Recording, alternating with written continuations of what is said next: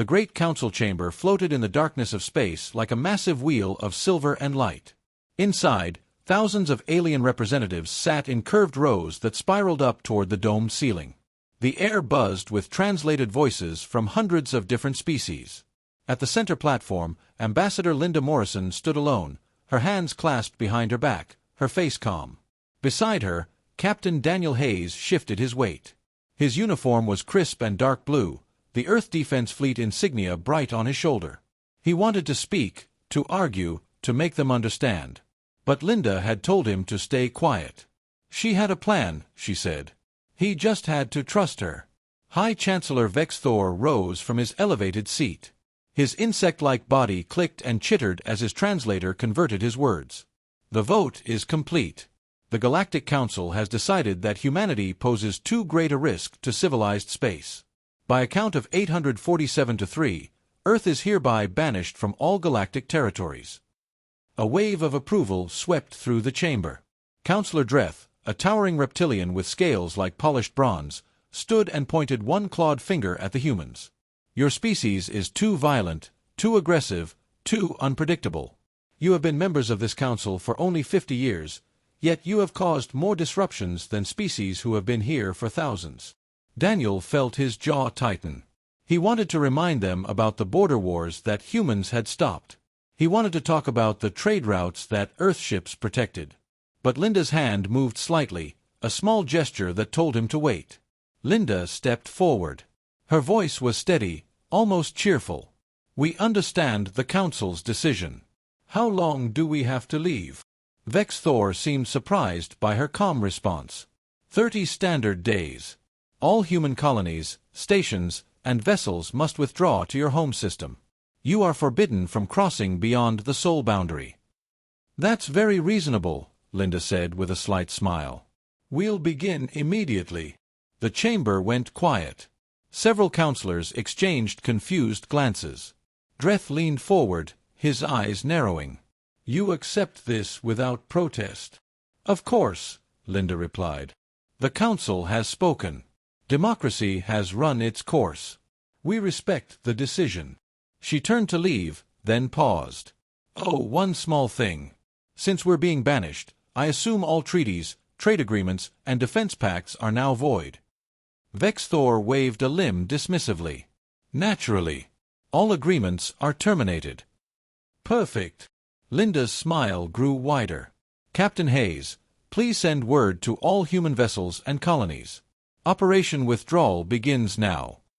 Daniel nodded and spoke into his communicator. All stations, this is Hayes. Activate Contingency Omega. Full withdrawal, 0 assets left behind. As the two humans walked toward the exit, Councillor Dreth called out, You make threats now? Empty human pride. Linda stopped and looked back over her shoulder. No threats, Councillor. Just following orders. The Council wanted us gone, so we'll go. Completely. She paused. I hope you all remember this moment. I think you will. The door sealed behind them with a soft hiss. In the chamber, the councillors began to celebrate. Music from a dozen worlds played. Representatives congratulated each other on solving what they called the human problem. Only a few looked worried. Captain Zoelel, a trader from the merchant clans, sat in the observer section shaking his head. He had worked with humans for 20 years. He knew them better than most. They didn't give up easily. They didn't surrender quietly. When humans went silent, it usually meant they were planning something. He watched as Dreth raised a glass in victory. The reptilian councillor laughed, his voice booming through the chamber. Finally, we can return to proper civilization. No more human interference. No more human demands for equal treatment. Trade Minister Qualix, whose aquatic species depended heavily on water purification systems, shifted uncomfortably in his specialized tank. Are we certain this was wise? The humans manage many critical supply chains. Supply chains can be rebuilt, Dreth snapped. Pride cannot be bought. Vex Thor called for order. The decision is made. The humans have accepted. In 30 days, they will be gone, and we can forget about them. But Captain Zoel knew better. He had seen human ships in action. He had watched human engineers solve problems that other species called impossible. He had traded with human merchants who were always fair, always honorable, always reliable. As the celebration continued, Zewalel quietly left the chamber. He needed to secure alternative suppliers for his cargo routes. If the humans were really withdrawing completely, the galaxy was about to discover just how much it had depended on them. In the hallway outside, Linda and Daniel walked toward their shuttle. Daniel finally spoke. "You seemed very calm in there." Linda nodded. "Because I know something they don't." "What's that?" "They think they kicked us out. They think they won." Linda's eyes gleamed. "They have no idea that we've been preparing for this possibility since the day we joined the council. They wanted us gone. Fine. Let's see how well they do without us." Daniel smiled for the first time that day. Operation Omega is really going to shock them. "It's not about shock," Linda corrected. "It's about respect. They'll learn that humanity doesn't beg for a seat at the table. We build our own table. And then we decide who sits at it." The shuttle lifted off, carrying the last human representatives away from the Galactic Council. Behind them, thousands of alien species celebrated their victory. They had no idea their real problems were just beginning. Admiral Patricia Keene stood on the bridge of the Valiant, watching the viewscreen as transport ships lined up in perfect formation. Each vessel was loaded with equipment, supplies, and colonists from the human settlements scattered across 3 sectors. The withdrawal was happening faster than anyone had predicted. "Status report," she said calmly. Commander Jake Sullivan looked up from his console. "All colonies in Sector 7 are evacuated. We're dismantling the orbital stations now. Everything that can be moved is being loaded.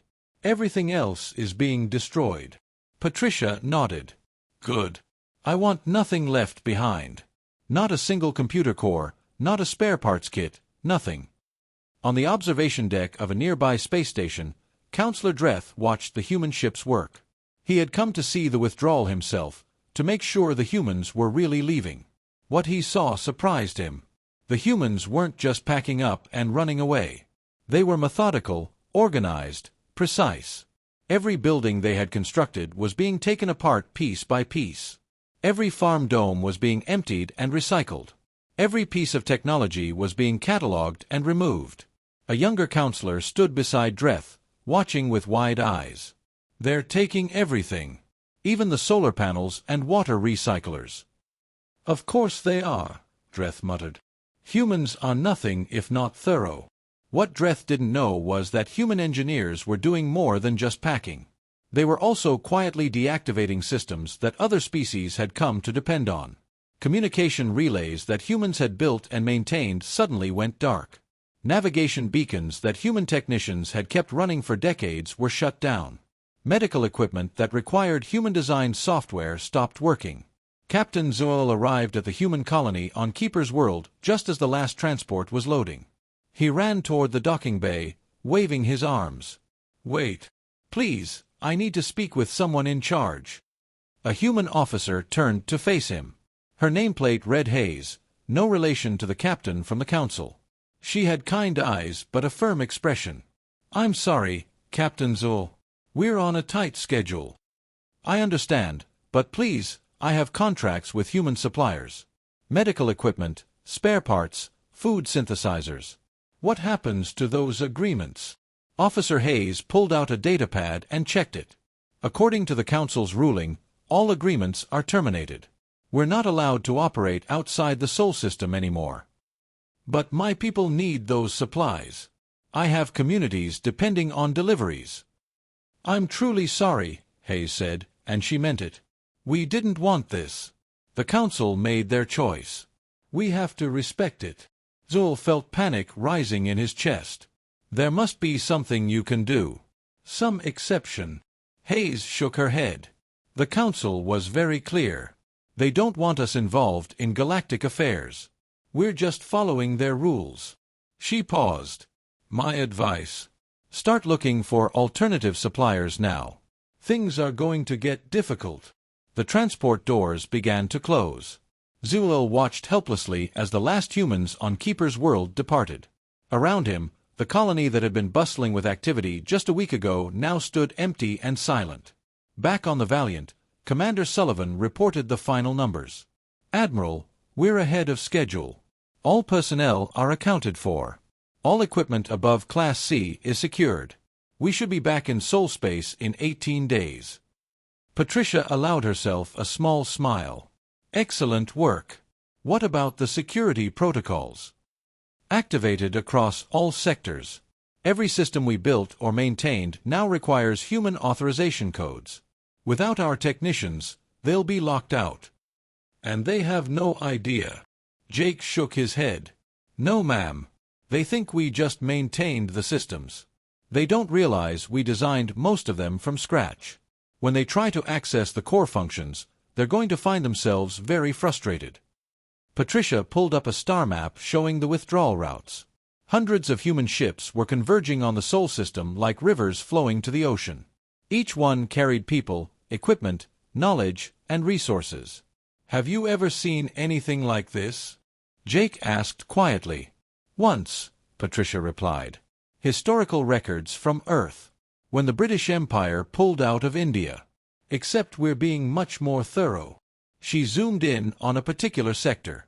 "What's the status of the medical facilities?" "Stripped clean. We took all the human-designed equipment.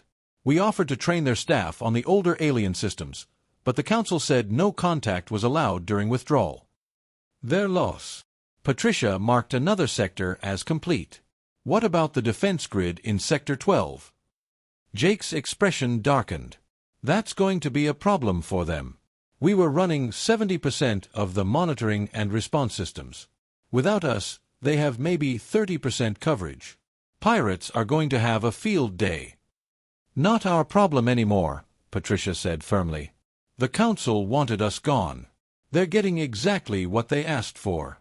As the days passed, more and more human ships arrived at the Sol boundary.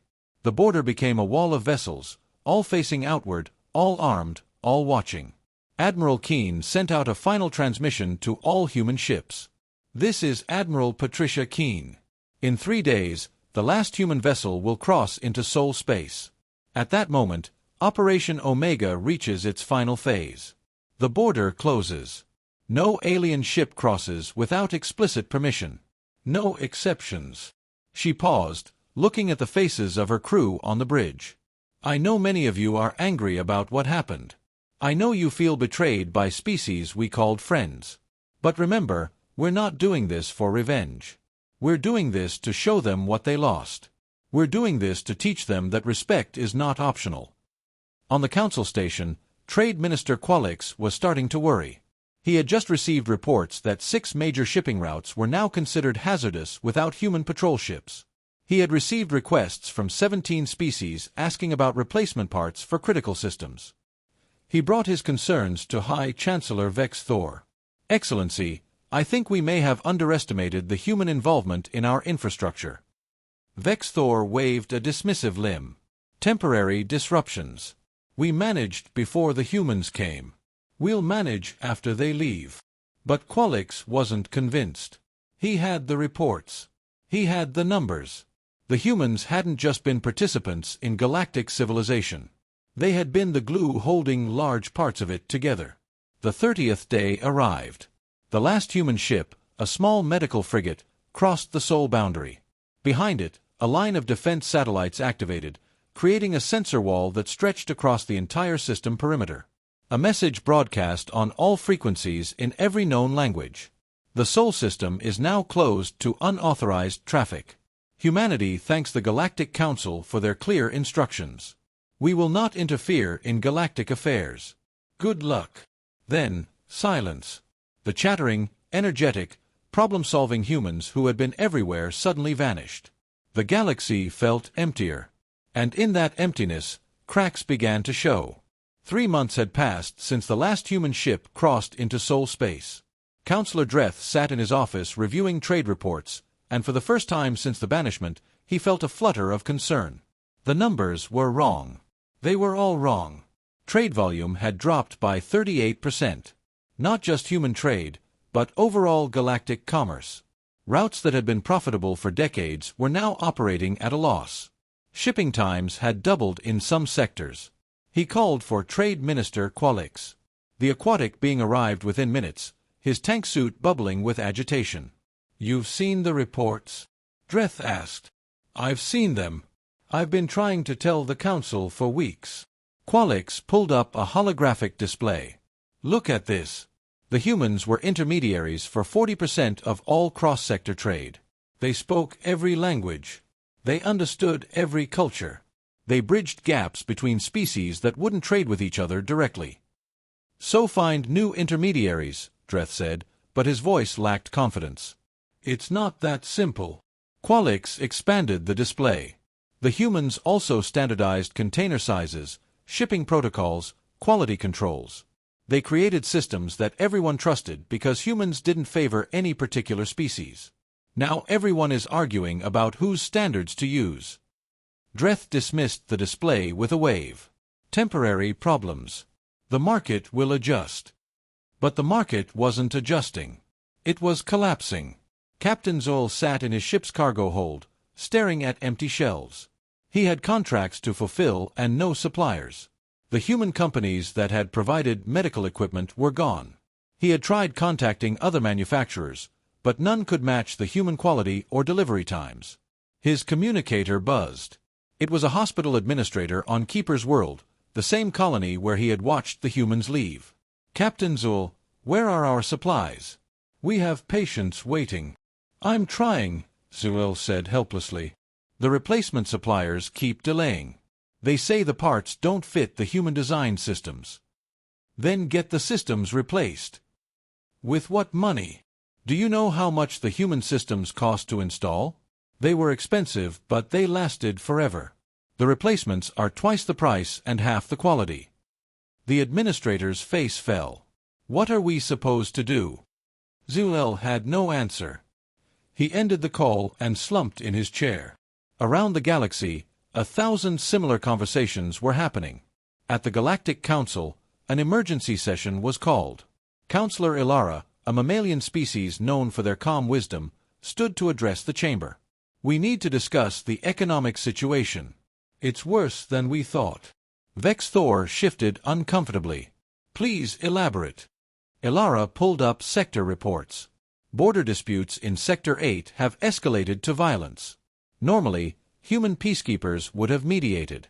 Border disputes in Sector 15, same problem.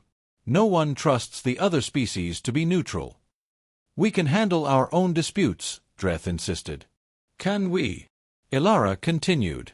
"Because 6 conflicts that humans were quietly managing have now exploded into open hostilities. Trade routes are being raided by pirates. The humans used to patrol those routes. Their ships were everywhere, and pirates knew better than to attack." Qualix added his voice. "And it's not just trade and security. We're having technical failures across multiple systems. Power grids, water treatment, communications relays. All of them were either built by humans or maintained by human technicians." "Then we'll train our own technicians," Dreth snapped. "With what knowledge?" Qualix asked. "The humans took all the technical documentation. Everything was stored in their systems. When they pulled out, they took the manuals with them." A murmur of concern rippled through the chamber. Vex Thor called for order. "Surely we can reverse engineer the systems." A technical advisor spoke up from the gallery. "We've tried, Chancellor. Human engineering is different. They build redundancies upon redundancies. They design systems to fail safely. When we try to access the core programming, we get locked out. It's like they knew we would try this." Because they did know, Dreth thought bitterly. The humans had planned for this. They had prepared for rejection. The real crisis came 4 months after the withdrawal. A plague began spreading among the Centauri species. It started small, just a few cases, but within weeks it had infected thousands. Dr. Helen Carter had been the leading expert on Centauri biology.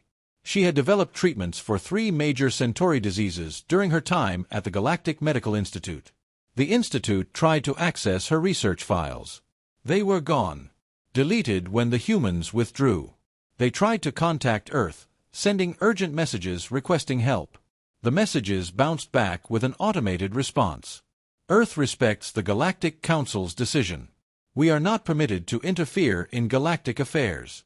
Please direct all inquiries to the Council. The plague spread. 2 other species began showing similar symptoms. The galactic medical community scrambled to find solutions, but without human research, they were starting from scratch. Counselor Ilara made a formal request to contact Earth directly. She sent a personal message to Ambassador Linda Morrison. Ambassador, I know the Council made a difficult decision, but people are dying. We need your help. Linda's response came 3 days later. It was polite, formal, and completely unhelpful. Counselor Ilara, I appreciate your concern for your people. Unfortunately, Earth is banished from galactic affairs. The Council made it very clear that our involvement was not wanted. We must respect that decision. However, if individual species wish to establish independent relationships with Earth, outside of Council authority, they are welcome to petition us directly. Each request will be considered on its own merits. Ilara read the message twice, understanding the implication. The humans wouldn't deal with the Council anymore. They would deal with individual species, on human terms. She brought the message to the emergency council session. Dreth read it and slammed his fist on the desk. This is blackmail. Is it? Ilara asked quietly. We told them to leave. They left. We told them not to interfere. They're not interfering. They're simply offering to help those who ask respectfully. We don't need their help, Dreth insisted. Qualix pulled up the latest economic reports. The galactic economy has contracted by 51%. 17 species are experiencing critical supply shortages. 8 conflicts are active that would normally be resolved by now. And a plague is spreading with no cure in sight. How much worse does it have to get before we admit we need them? Vex Thor looked around the chamber. Once, it had been full of confident leaders. Now, he saw worry on every face. What are you suggesting? I'm suggesting, Ilara said carefully, that perhaps we made a mistake. The humans were never the problem. Our pride was the problem. Dreth stood abruptly. I will not apologize to humans. Then your people will suffer, Ilara said bluntly. Because I plan to contact Earth. I plan to negotiate. And I suspect many other species will do the same. She left the chamber, her decision made. Behind her, the council erupted into arguments. But Ilara didn't care about council politics anymore. She cared about her people. That night, she composed a message to Earth. It was simple and honest. We were wrong. We need your help. What are your terms? The response came quickly. Send a representative to Soul Space. We'll talk. It was the first crack in the wall. More would follow. The humans had made their point clear. They wouldn't beg to return. The galaxy would have to ask them properly. And asking properly meant accepting that humans were equals, not servants. It meant respect, not tolerance. The age of the Galactic Council was ending. Something new was about to begin. 6 months after the banishment, High Chancellor Vex Thor hadn't slept properly in weeks. His office was filled with reports, all of them bad. The galactic economy wasn't just struggling anymore. It was in freefall. He looked up as his assistant entered. What now? 3 more species have sent secret delegations to Earth, Chancellor. They're negotiating independent agreements. Vex Thor's mandibles clicked in frustration. How many does that make? 14 that we know of. There could be more. The council was fracturing. Every day, another species decided that survival was more important than unity. They were going to Earth on their knees, accepting whatever terms the humans demanded. And the humans were being surprisingly reasonable, which somehow made it worse. General Frank Bishop sat across from Counselor Ilara in a conference room on Mars. The red planet glowed through the windows behind him. Between them was a simple agreement, written in clear language. These terms are very fair, Ilara admitted, reading through them again. Mutual defense, open trade, shared research. You're not trying to dominate us. Frank leaned back in his chair. We never wanted to dominate anyone, Counselor. We just wanted to be treated as equals. The Council should have seen that. Ilara signed the document. My people will be grateful for the medical assistance. The plague has killed thousands. Our medical teams will ship out within 48 hours, Frank promised. We already have the cure. Dr. Carter developed it 2 years ago, but the research was stored on Earth servers. Ilara looked up sharply. You had the cure this whole time? We had a cure for a disease that hadn't appeared yet, Frank corrected. Dr. Carter was thorough. She developed treatments for dozens of potential scenarios. He paused. But when the Council kicked us out, they made it very clear they didn't want our interference. We respected that. People died because of pride, Ilara said bitterly. Yes, Frank agreed. But not our pride. We offered help. We offered knowledge. We offered partnership. The Council chose to reject it. Ilara stood, holding the signed agreement. I need to return and face the Council. They won't be happy about this. Probably not, Frank said. But your people will be alive. In the end, isn't that what matters? As Ilara's ship departed, Frank looked at the list of pending negotiations. 17 more species wanted to talk. By the end of the month, it would probably be 30. The Council was becoming irrelevant, and they knew it. At the Council chambers, Vex Thor called an emergency session. When Ilara arrived, the temperature in the room dropped noticeably. Dreth pointed at her with one clawed finger. You betrayed the Council. You negotiated with the humans independently. I saved my people, Ilara replied calmly. Something the Council has failed to do. You broke ranks. You undermined our authority. What authority? Ilara asked. The authority to watch our economies collapse? The authority to let plague spread? The authority to ignore reality because we're too proud to admit we were wrong? Qualix spoke up from his tank. Counselor Ilara is right. The Council's authority means nothing if we can't protect our people. I've also opened negotiations with Earth. Dreth looked around the chamber wildly. Anyone else want to confess treason? 12 counselors raised their hands. Vex Thor slumped in his seat. What have we done? We banished the one species that was holding us together, Ilara said quietly. And now we're paying the price. Ambassador Linda Morrison was busier than she had been in years. Her office on Earth was constantly filled with alien diplomats, each one wanting to negotiate agreements. She met with each one personally, listening to their needs, explaining Earth's terms. The terms were always the same. Mutual respect. Equal partnership. No subordination. Most species agreed immediately. They were desperate. Their economies were failing. Their people were suffering. They didn't care about pride anymore. But a few held out. Dretha's species, the Korthan, refused to negotiate. They would rather suffer than admit they needed humans. Linda didn't push. She simply made the offer and waited. Desperation was a powerful teacher. Captain Daniel Hayes, now promoted to Fleet Admiral, stood on the bridge of humanity's newest ship. The Defender was unlike anything the galaxy had seen. It was larger, faster, and more heavily armed than any human vessel before. How many do we have operational? He asked his first officer. 53 Defender-class ships, Admiral, with another 100 in construction. Daniel nodded slowly. And the Council still thinks we were operating at full capacity before the banishment. His officer smiled. They're in for a surprise if they decide to test our borders. They wouldn't have to wait long. A Korthan battle group had been probing the Sol system defenses for weeks, testing response times, checking sensor ranges. They thought they were being subtle. Daniel had been watching them the whole time. Admiral, the Korthan ships are moving closer to the boundary, the sensor officer reported. Looks like they're preparing for something. Let them come, Daniel said calmly. It's time they learned what humanity really looks like when we stop holding back. The Korthan fleet crossed the Sol boundary.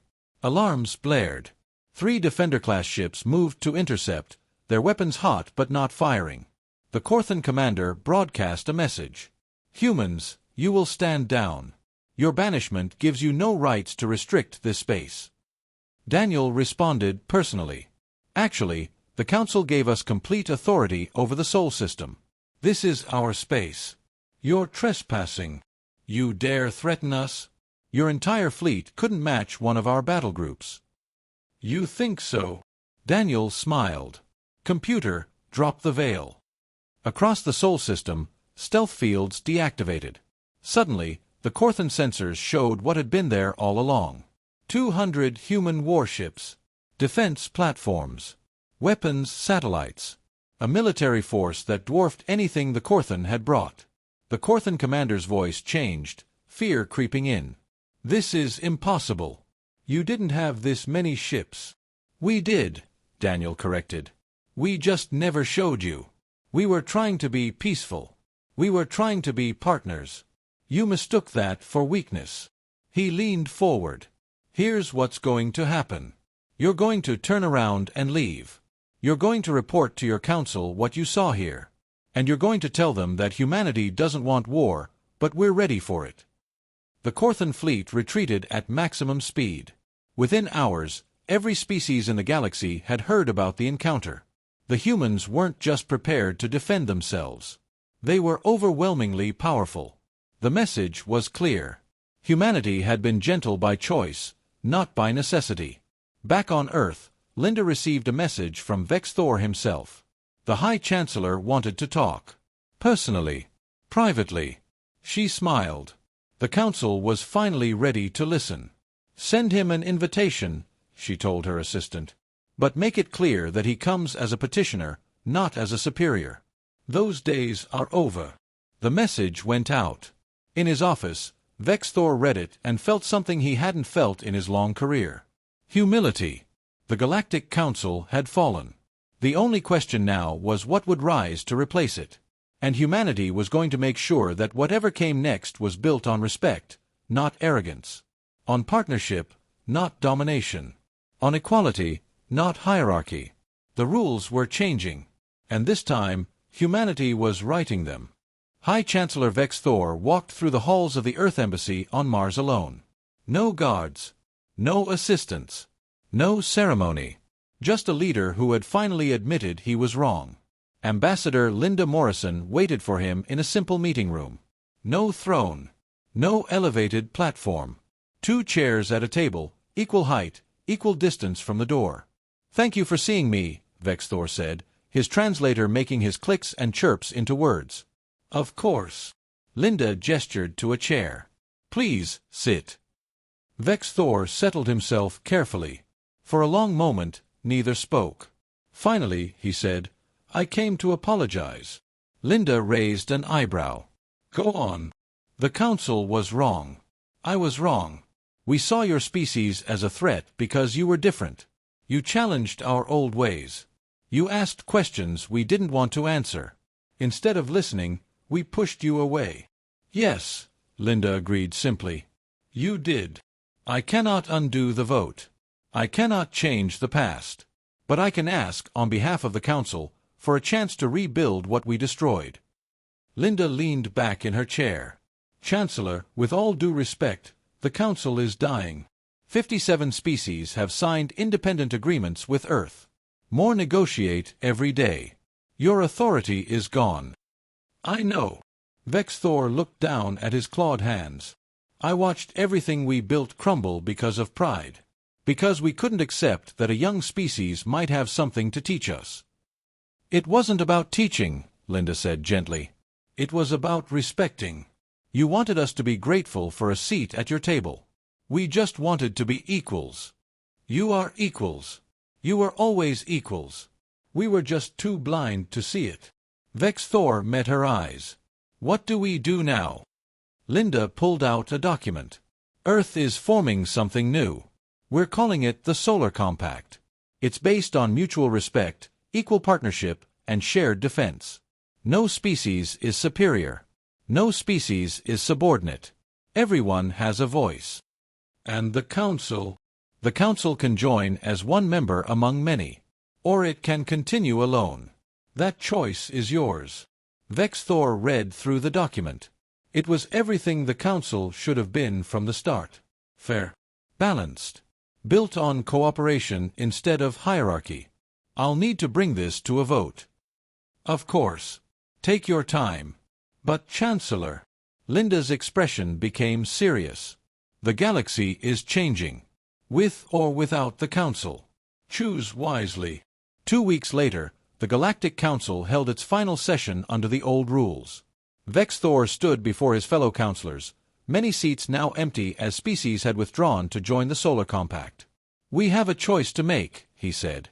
"We can cling to our pride and fade into irrelevance. Or we can admit our mistakes and join something better." Dreth stood abruptly. "You would have us bow to humans?" "I would have us stand beside humans," Vexthor corrected. "As equals. As partners. As we should have done from the beginning." Councillor Ilara spoke up. "I've seen the Solar Compact in action. It works. Species that join are thriving. Trade is recovering. Conflicts are being resolved. All because humans created a system based on respect. Respect we could have had without humiliating ourselves," Dreth growled. "Is it more humiliating to admit a mistake, or to slowly die because we're too proud to change?" Ilara asked. The vote was close. 412 to 408. But it passed. The Galactic Council agreed to dissolve and join the Solar Compact as equal members. Dreth and his supporters walked out, refusing to accept the decision. They would hold out, maintaining their pride even as their economies collapsed and their people suffered. Linda watched them go from the observation gallery. Captain Daniel Hayes, now Fleet Admiral, stood beside her. "Some will never change," Daniel said quietly. "No," Linda agreed. "But their children will. The next generation will see the Solar Compact thriving and wonder why their parents chose pride over prosperity." The new council chambers were built in orbit of Mars. Unlike the old council station, this one was designed by representatives from 20 different species. Human efficiency met alien artistry. The result was beautiful, functional, and most importantly, accessible to everyone. President Roger Chen gave the opening address. He was a calm man with gray hair and kind eyes, chosen to lead Earth through this transition. "We gather here not as rulers and subjects, but as partners. Not as superior and inferior, but as equals. The Solar Compact is built on a simple idea. Every species deserves respect. Every culture deserves preservation. Every voice deserves to be heard." He paused, looking around at the assembled representatives. Humanity didn't seek to lead this new organization. We simply wanted to be part of it. But since circumstances have placed us in this position, we make one promise. We will never become what the old council was. We will never value pride over people. We will never choose dominance over partnership. The chamber erupted in approval. Species that had been enemies for centuries sat side by side, united by the principle of mutual respect. Fleet Admiral Hayes presented the new defense agreement. Human ships would form the core of the Compact's military, but every species would contribute. More importantly, every species would have input on how that military was used. "We're not building an empire," Daniel explained. "We're building a neighborhood watch. We protect each other. We defend each other. And we hold each other accountable." Trade Minister Qualix, now serving as the Compact's economic coordinator, showed the recovery numbers. In just 3 months since the Solar Compact formed, trade volume had exceeded pre-banishment levels. New routes were opening. New partnerships were forming. The old council restricted trade with regulations designed to favor certain species, Qualix explained. The Solar Compact removes those restrictions. Everyone competes fairly. Everyone benefits equally. Captain ZYLL was among the first independent merchants to take advantage of the new system.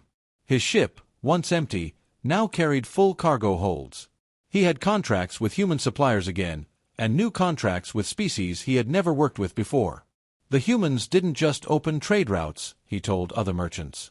They opened minds. Species that wouldn't talk to each other before are now partners because humans showed them it was possible. Not everyone was happy. Councillor Dreth watched from his homeworld as species after species joined the Solar Compact. His own people were suffering.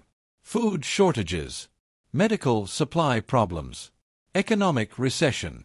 His advisors begged him to reconsider.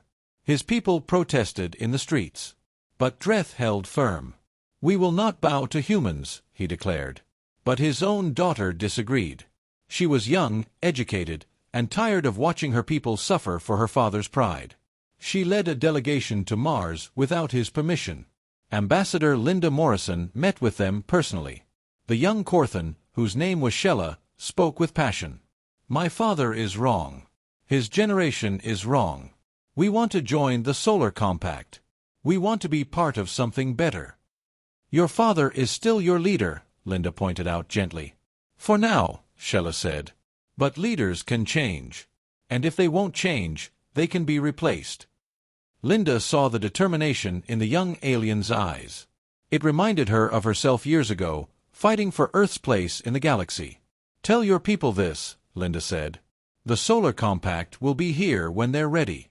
We don't hold grudges. We don't punish those who took time to change their minds. When you're ready, we'll welcome you as equals." Shella returned home with hope. Change was coming to her world, slow but certain. Months passed. The Solar Compact grew stronger. New technologies emerged from collaborative research. New art forms blended human and alien creativity. New friendships formed between species that had been strangers. Ambassador Morrison stood at the observation window of the new council chambers, looking out at Mars below. The planet that had once been a human outpost was now the center of galactic civilization. President Chen joined her at the window. "Do you ever think about how different things could have been?" "Every day," Linda admitted. "If the Council had accepted us from the start, we might never have built this." "So the banishment was a blessing?" Linda smiled. "Let's call it a learning experience. For them and for us. They learned that fear and pride destroy. We learned that sometimes you have to walk away to show your worth. And now we build something better. Together." Across the galaxy, in homes and ships and stations, people looked up at the stars with new hope. The old order was gone. The age of hierarchy and domination had ended. A new age had begun. An age where respect mattered more than pride. Where partnership mattered more than power. Where every species, no matter how young or old, how large or small, had an equal voice. Humanity had been banished, cast out, rejected. And in that rejection, they had found the strength to build something better than anyone had imagined. The decision to banish Earth had passed. But humanity had made its rules clear. Respect us as equals, or do without us. The galaxy had chosen respect. And everyone was better for it.